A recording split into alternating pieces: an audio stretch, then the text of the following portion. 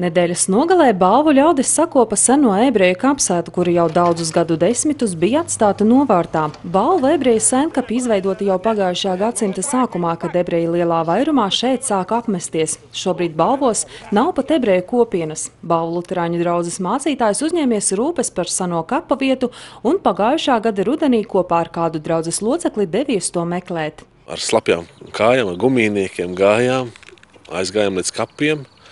Un tas skats diezgan bēdīgs.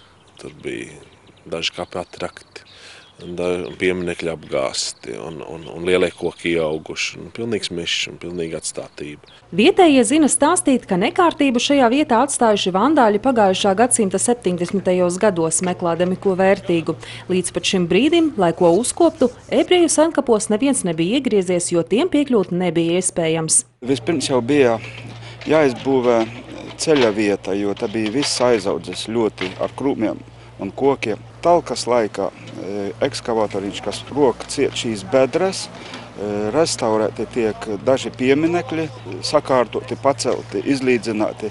Es ceru, ka būs arī norādes, tas tiks arī darīts zināms kartogrāfiem, kartēs tiks ielikt arī šie kapi, jo līdz šim tas nebija.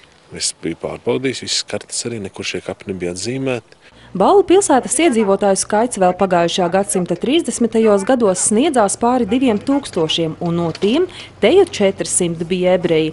Lai arī Otrajā pasaules karā šī tauta balvos tika iznīcināta, viņu atdusas un piemiņas vietas ir jātur cieņā. Kapi, tā ir sakrāla teritorija, tā ir svēta vieta, neatkarīgi vai tie ir.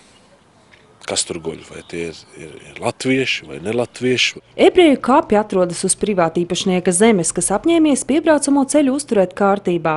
Savukārt balvu novada pašvaldība meklēs iespējamos piederīgos. Šis materiāls, kas tiks arī nofilmēts un nofotografēts, tiks atdots noteikti attiecīgi mūsu iespējami Latvijā. Vai nu tā būs vēstniecība Izrēlā, kas ir iespējams pārtulkot, piemēram, šos kapu uzrakstus.